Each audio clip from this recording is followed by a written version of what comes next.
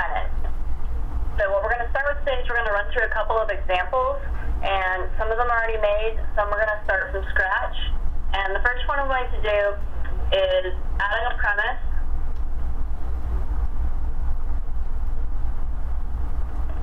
And it's going to be, I'm doing it in El Paso just because it's not going to screw anything up since there's nothing going on as far as quarantines over there right now. And it's going to be for an exposed premise. Because I figure that's going to be a lot of what new people are going to be entering for this situation. So we're going to go to exposed, county,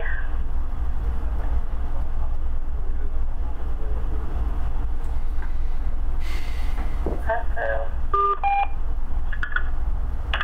For the map ID, that's where you're going to need to get your quarantine number, area type.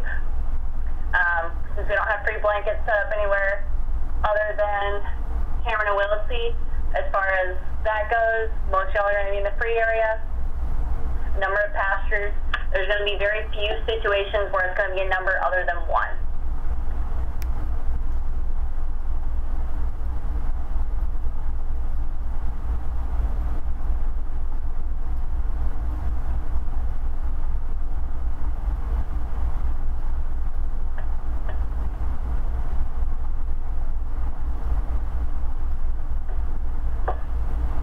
I think one of our issues is I've got slow internet right now, so it's thinking about it.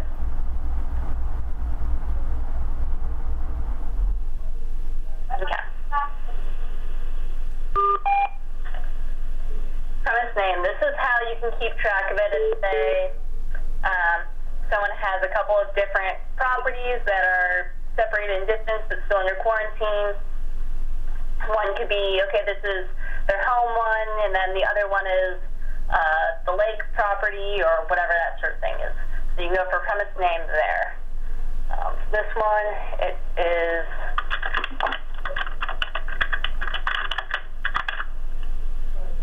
okay. First name and last name. This goes by the owner name. And this information is, we did get the confirmation on this, so this is what we need to have for the farm service. So when they're going through the quarantines, I think, Ashley, correct me if I'm wrong, but you guys have some sample quarantines that I filled out already? Did they get that? Yes, ma'am. That got pieced together and sent out to everybody in an email that they can follow along with. Okay. If you look there where it says owner name, that, and here, the example one is Chelsea Pike. If it happens to be the cattle are owned by a company or a partnership or something, so it's Cow Brothers or something like that is what they file their taxes under, and that's what they're going to be listed with farm services under, so that's what you have to list as the owner.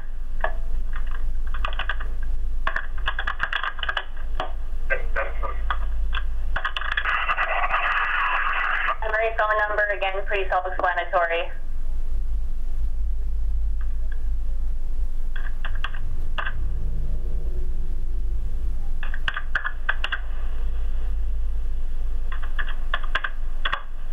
I think I see question. Is that what the blinking thing is?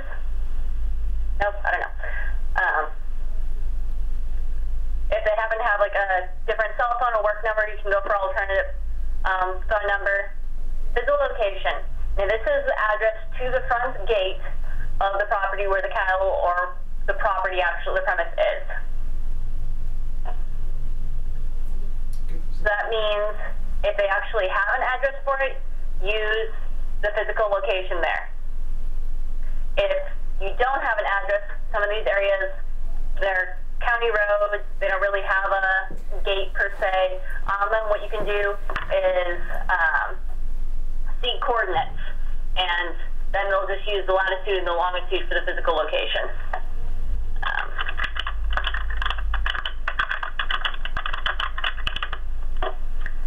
Mailing address, this would be the mailing address for the owner of the property. So in a physical location, they may not get their mail there. So put the mailing address where they actually want to receive something in the mail. This is Region 1, and we've lost the video. Okay. Same here. Same here. All right. Region 4 lost it. Let me try again. Get access. I don't have it either.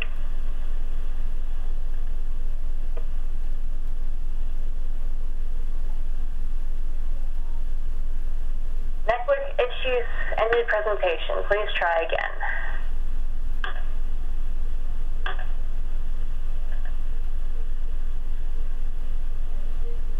All right, it's reconnecting.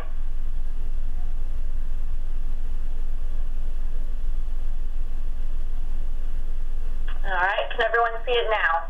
You may need to refresh. Yes, we can in Region 1. All right, thank you. If there's any other problems like that, just give me a shout out. I think right now we have storms going in the area, so my internet may come and go.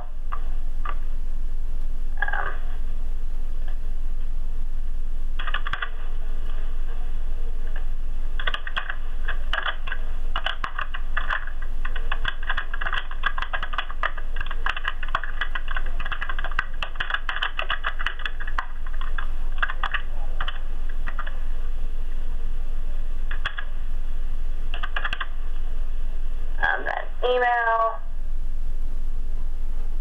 When they're filling out the maps, the email is listed in the comments section.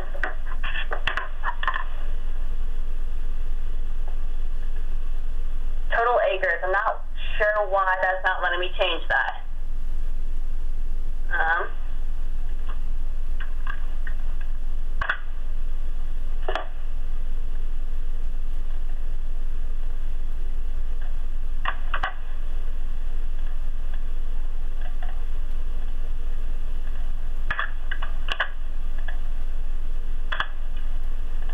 If you have any comments about the property, like mean dogs, or if it's something in general like that that you want everyone to know about this place, when they pull up the details, it would go in this general comments here.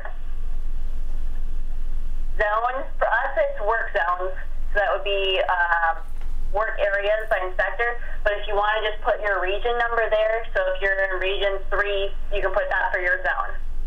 Latitude and longitude is going to be the same for what you did up here. The reason why it's repeated here is because some places, again, this is not going to be very often, but sometimes they'll have multiple pastures on the same premise that are actually kept completely separate, so are treated as separate, not necessarily separate quarantines, but the cattle are kept separate and everything like that, so they're managed separately. That's the reason why you have to do this latitude and longitude again.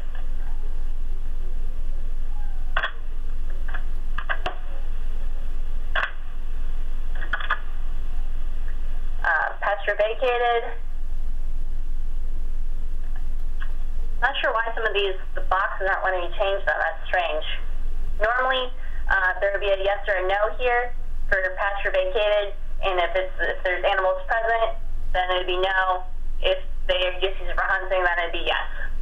Hunt camp, do they hunt here? Yes. Do they hunt here? No. Quarantine day, if the date quarantine's issued. Scheduled release and actual release.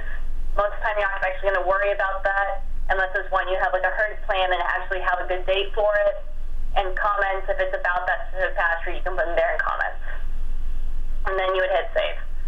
But we're not going to hit save on this one because we're going to go to one I've already made.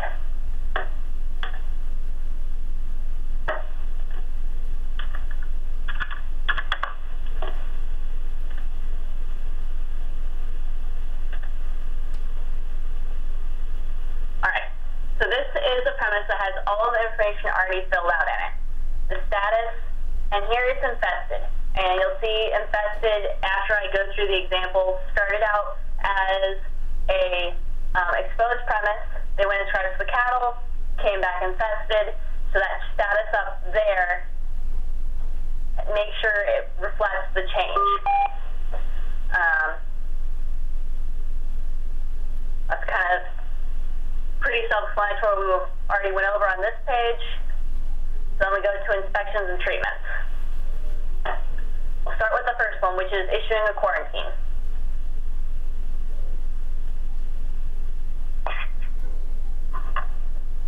So the things you'll see here. The status on this, because you're issuing the quarantine, so it was issued an exposed quarantine. The inspector that issued the quarantine, their number, origin, native. This has to do with, are the animal livestock on there from the United States or from Mexico, or a mixture of both. And the dates that you're issued the quarantine. Since you're not going to have a due date for this because you don't issue a due date for quarantine, you're not going to reissue the quarantine every 14 days. There's nothing for due date on this situation. 722 saying they issued a quarantine, they went out to talk to the owner, that sort of thing. Total quantity inspected and total quantity treated. This is going to be changing just slightly coming up, in that there's going to be split up into livestock as opposed to wildlife, that sort of thing. And we'll get more into that when we actually have a good example to show it. But since we're not doing any inspection of livestock or cattle in here, it's just a quarantine, those are blank. For the quarantine itself, other inspection type we're issuing a quarantine. There's one of them. We didn't actually inspect any livestock, so it's not 100% inspection. And total inspected, well, we just issued a quarantine. Under comments, exposed, quarantine, and since they set up a herd scratch, okay, the date is going to be. There was no treatments that happened, so the treatments details is blank. We go to the day where they do the scratch. Okay, so again, status changes to infested because they found cattle fever ticks on the cattle when they scratched them. The inspector who did it, native, that's not going to change. Not moving any cattle, so no Form A. They have cattle, so it's not vacated. The C&D of equipment, that's going to be down here. Other equipment inspection. And in the comments, they talk about what equipment was actually C&D. The cattle, what type of inspection is a scratch inspection, was 100% gather. And this 100% is really important because when you go to release a property, one of the things they look at is, do they have 100% on their inspections? And if they're not getting 100% on their inspections, that restarts the clock. So for the 100%, if you want to make sure that the inspectors who are doing it on their 722s are writing yes 100% or no 100, not 100%. Because in the office, you don't have any way of knowing except looking at the numbers. And sometimes those numbers change because they sold cattle, some cattle died, things like that. Which kind of comes back to here. And if they write in their comments, added cattle, cattle died, is a really good way to keep track of how many cows should be worked at a time, whether we're getting 100%. And again, when it comes time to release, that's really important information to have. This property has cattle, horses, and then they have the equipment. So they scratched everything, went from an exposed to an infested, so the status there changes to infested. Fence is good, that's a good comment to have in there. If they have cattle straying and everything like that, we need to know about it, so make sure kind of the inspectors are paying attention for things like that. Now on treatment details. For the cattle, this one, because it was the first inspection, we don't know if they're going to be clean or dirty, they're going to be spray boxing them. So they're going to run through the spray box, pick aside corral, that name, spray box, since you're not going to be, if you're bringing something out there, we spray box to them. And the next treatment due is going to be in 14 days. Now we're working on coming up with a sheet that has all of the due dates. So spray box 14 days, Dectomex every 28 days, 14-day pass for horses every 14 days. That's in the process of being created right now. And when we get that done, it's going to be sent out to everyone so they have that for a reference. Treatment details. At the moment, this is left blank because you don't have the information back from the lab yet when you first enter it.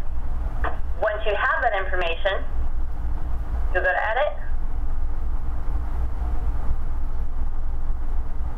treatment comments.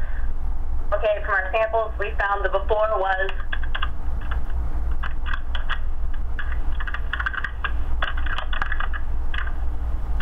and after.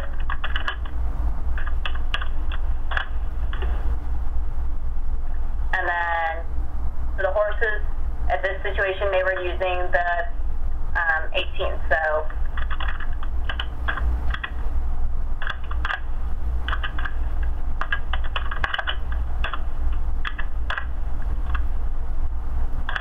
and again, these numbers, treatment comments, should come from your actual reports that you get back. So it's not going to be entered the day of. The reason we're wanting to follow this is because someone comes back and says, oh, now my horse is sick. We can look up, okay, what a day exactly was your horse treated. We have the treatment, we have who treated the horse, the inspector ID, and we can look at the treatment comments, which we've actually have accurate information coming back from the lab and go, well, we took samples before and after, it's the correct concentration, we're making sure, just double checking ourselves that way. Other would be for the livestock trailer, which was seen deed, and it's going to use permatrans as opposed to with Corral. One thing on here, data entry user, this is to keep track of who's putting the data in. If changes get made, we want to know who's making the changes. If maybe there's something consistently that's just not being entered or skipped or something, we could go, hey, I think you're missing this, let's talk about how we can fix it, that sort of thing. So that's why the data entry user is important to have on there. Hey Chelsea, this is Dr. Miller. Yep. So entering that 50 head were spray boxed and then entering that 50 head were Dectomaxed is not going to be counted as 100 head, correct? Because of the total inspected, total treated boxes at the top. Is that correct? When you try to pull a report out, that's not going to double count that as 100 head? We're working on that this week. We just made the change to include the total quantity inspected and treated. So what we're going to have happen, and they're working on this right now, is this number, the quantity treated and quantity inspected, is going to get pulled from that top part now, as opposed to adding it all together. Okay. So that's a good thing that he points out. Can I make a couple of comments real quick? And I'm not trying to confuse the issue, but since y'all are kind of working on this, a work in progress, the database, just a few things that you said about like the 100%, for example, affecting the clock. I'm assuming you're just referring to infested or exposed? Correct, yes. Okay. And then the treatment due date, that's going to be a difficult one, I think, to standardize because in the example you gave where we spray boxed and Dectomaxed them, you know, there may be the potential we would actually come back in 21 days if that's what the EPI indicated that we do, or a 14-day pass horse that we're trying to get a bunch scheduled on Mondays, so we may put the due date, say, in 11 days because we're trying to get a lot of horses on the same schedule instead of 4. You know what I mean? There's some different things that you do with regards to due dates where it's not always a standard. And then, of course, Dectomax can be 21 to 28, depending on how the inspector schedule and the rancher schedule work out. Sometimes it's on day 25, sometimes it's on day 23, and oftentimes you don't know what day that's going to be on. You know, by so just some comments for you. I'm not trying to confuse everybody on the call, but for the ones working on the database, there's some things difficult to standardize, and even entering the dip samples in the comments, you know, after we get results back from NVSL, say for a 14, that's going to be a little bit challenging too, because there's oftentimes an inspector will spray a horse and do the paperwork. He may not have even used his own sprayer. You know what I mean? If he's riding with somebody, and so the actual Corral results are on Holly's sprayer, but Ruben did the paperwork, and so you know, that could get. I'm just thinking about that, how that would work going back, or how accurate that would be trying to go back. Now, obviously, spray boxes, when you do a herd, you've got those results.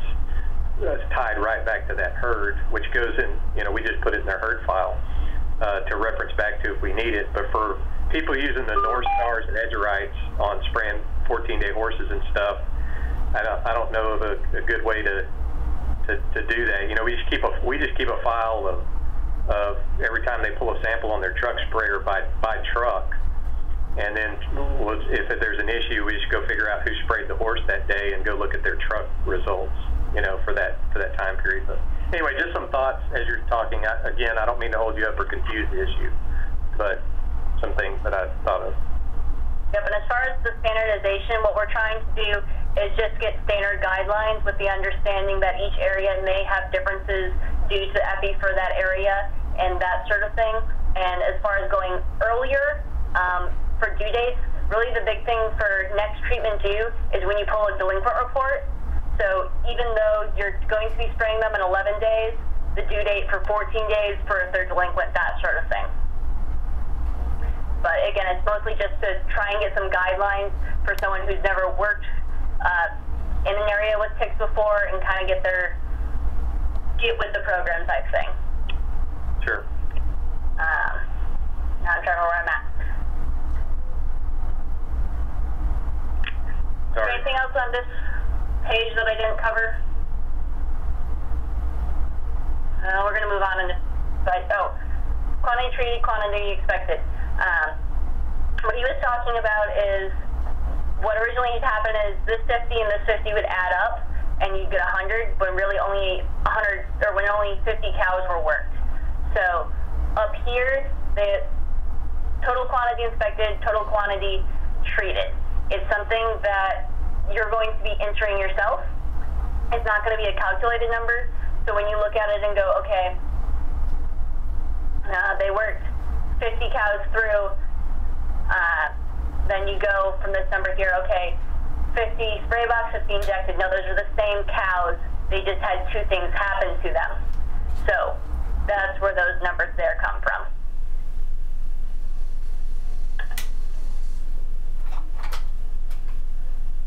For this one, there's a wildlife scratch example.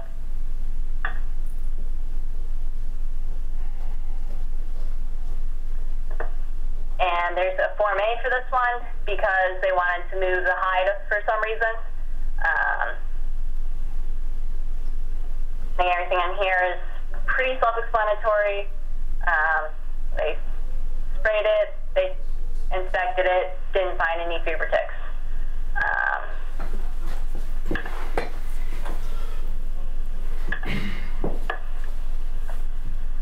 This would be kind of the comments for inspection comments. For 14-day passes, it can be really helpful if the more information they give, because if they just put 4 brown geldings on pass, then next time someone's out there, are these the same 4 brown geldings? So if it's a bay gelding named Joker, maybe if he has a star, add that in there. That sort of thing in the inspection comments for keeping track of 14-day horses is helpful. If they're adding animals, this is helpful to know, helps you keep track of how many should be inspected and how many you're going to be working with. Same with removed if they had some die or they sold some, that sort of thing.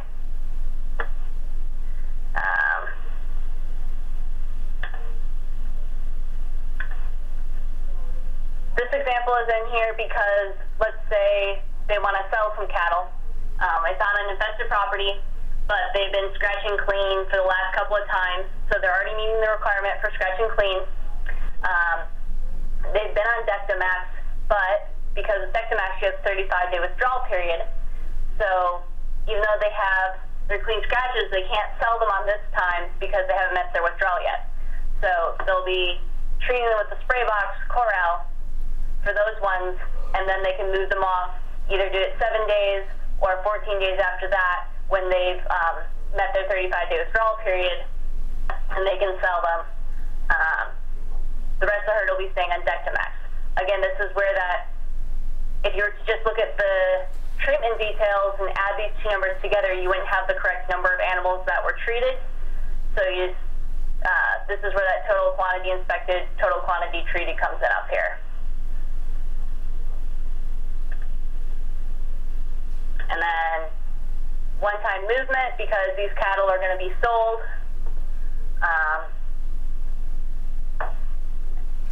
This information here is treatment type. It'd be a dip, and just take live oat fat. And I know going for El Paso, that's completely incorrect, but it's just for example purposes again.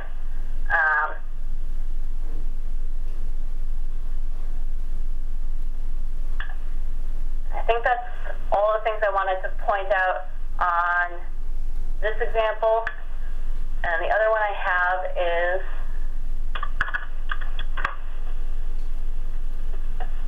this is for one where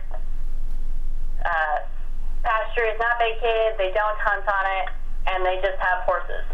And it is a check premise. So they issue the quarantine, and since it's one horse and people are already out there, they can just scratch it there. Wasn't infested, so for going over that horse again, it's going to be in about 90 days.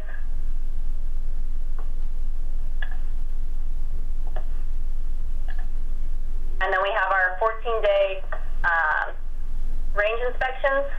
And on this one, I'm going to show the different types of inspections. So the beef control for vacated, what they're doing in that is the inspector is going around looking, okay, are the fences, have they moved cattle in here? Is there horses out there? Is there anything that's not supposed to be here? A pen and a range inspection. Pen is, are the cattle penned up or the horses in a pen? They can go, they can get pretty darn close to them. A range inspection is just more kind of off at a distance. A lot of times they're using binoculars on that one, trying to see, okay, there should be 50 cattle out here. I see 5. Where are the rest of the cows? And giant pastures, again, this is just a real general overview to see, make sure if everything looks right. And inspection comments, this is where they can explain, I couldn't look at the fences because the gate was locked. Or I didn't see any cattle, but I saw cattle signs, so I'm pretty sure the place is not vacated.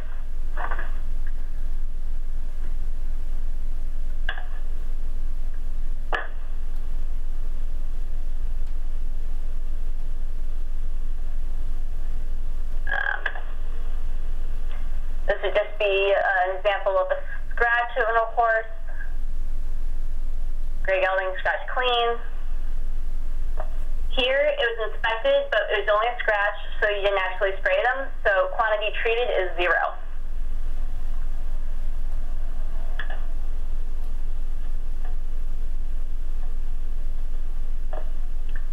If the horse is going to be on a 14-day pass, again, as much information you can about the horse, gray gelding, horse's name, any markings, if there's a brand, things like that can go in the inspection comments. It's being put on 14-day pass, and then it's going to be the due date in 14 days from now. And as he was saying earlier, sometimes they get sprayed earlier before then because they're maybe going to a rodeo or something like that, and you can treat that on a case-by-case basis.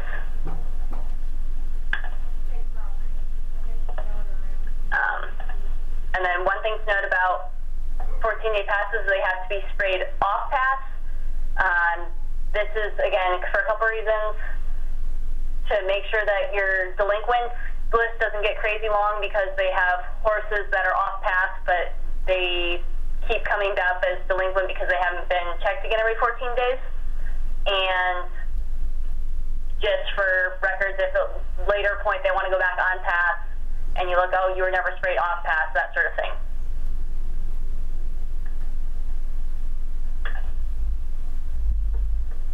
Does anyone have any questions for entering information or anything like along those lines?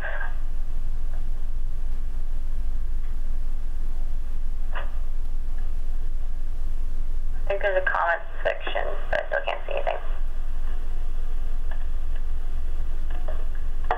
Okay, one more thing that they asked me to kind of cover would be reports, but we're going to go through it real quick, so a lot of people probably won't be running reports. Hey, Chelsea, were you going to talk about deer, or did you do that already?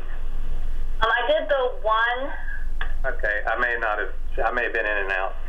Are you having people on type of inspection do wildlife inspection?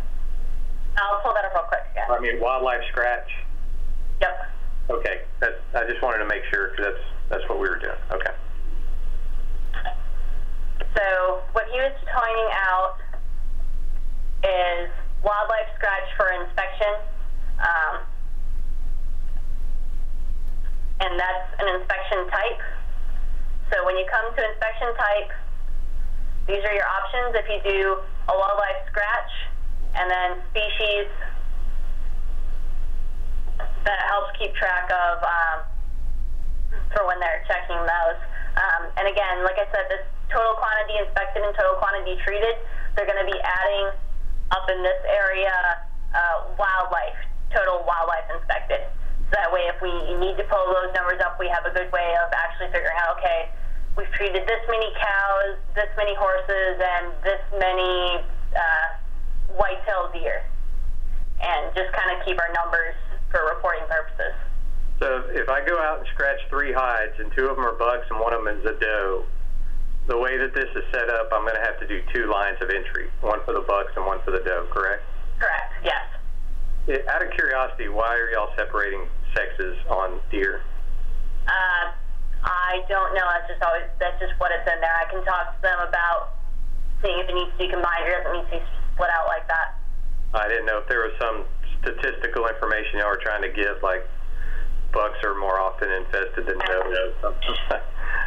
Dr. Miller, Marla said that is because of USDA requirements, is why that was added that way.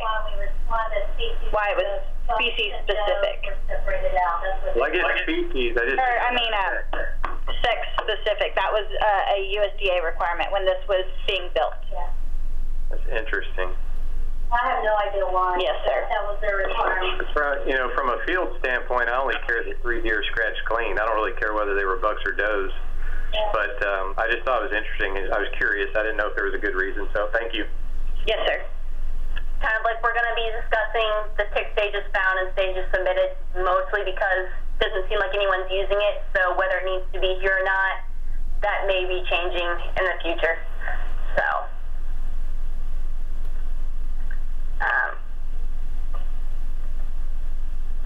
Chelsea, this is Ann. Can you see the questions that they're sending in to you? I cannot, no. All right, do you have one from Melissa? Okay, let me see if I can figure out how to find them. Would you like me to read it to you? Yeah, because I can't find it. Okay, she said, is the 722 going to be updated with each update/addition that is made to the tick tracker? The 722s that we're currently working on are from USDA, so no. The one that we're working on having just like online for Texas Animal Health Commission for other use, not the one that answers that question. Marla was discussing that with me today, that they're working on it. They may hold off sending it out until we've got some of the stuff more figured out. Marla's nodding her head that is correct. Okay. Is there any other questions that I can't see? No, ma'am. Okay. We'll go on to reports then. Mapping and activities due report. I haven't had any reason to use either of those. Maybe other areas will, but I just kind of focused on the other ones. Delinquent report is the most common one that I actually run and use a lot.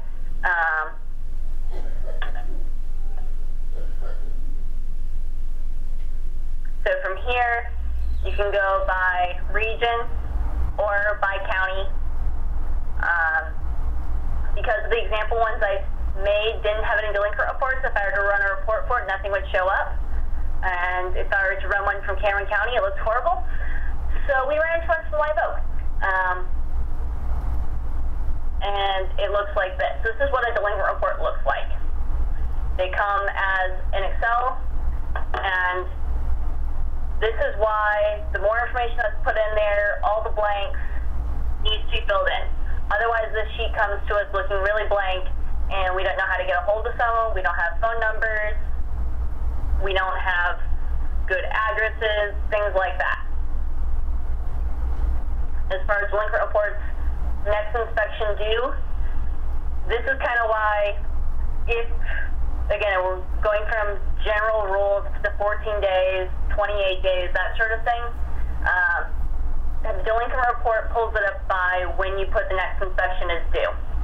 So if you're using the delinquent report to say, okay, I've got a bunch of 14-day horses that it's been a month and they haven't been done, if you haven't put a due date in there, it won't find them. So that's why there has to be a due date in there. For inspection report and treatment report, you can sort, okay, I want to know by species, I want to look at all of the inspections for the infested premises, that sort of thing.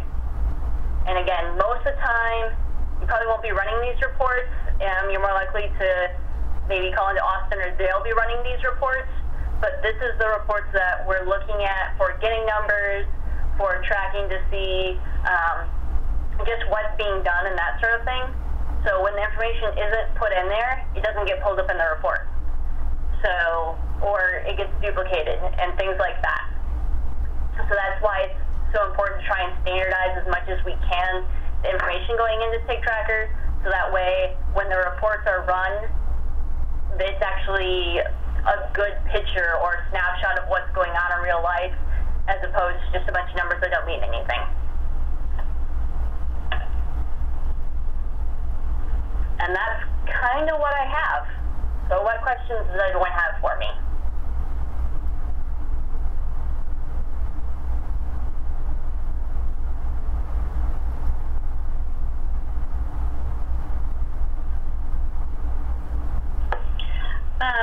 So this is just a touch on just the last thing you just said, and the reason why we asked you to add in the reports part is because for the SITREP and the stakeholders, a lot of the numbers are being drawn from the reports, and they're being done at the Austin level, but we don't have the data. We're not entering it, and y'all are. So if y'all see during the weekly reports that the numbers look off, this is actually how we caught a little bit of a problem Friday that's been addressed and fixed. And so if y'all can keep us honest, and because we're not entering the data, y'all know what is being done in the field. And so just, you know, and y'all can run the reports as well, see if anything looks off. If there's, you know, let us know if there's any other questions, if there's more information that y'all want more specific to touch on. If y'all think we need another one of these in a future date with being more specific on something or expanding on something. Is there any other questions for Dr. Pike?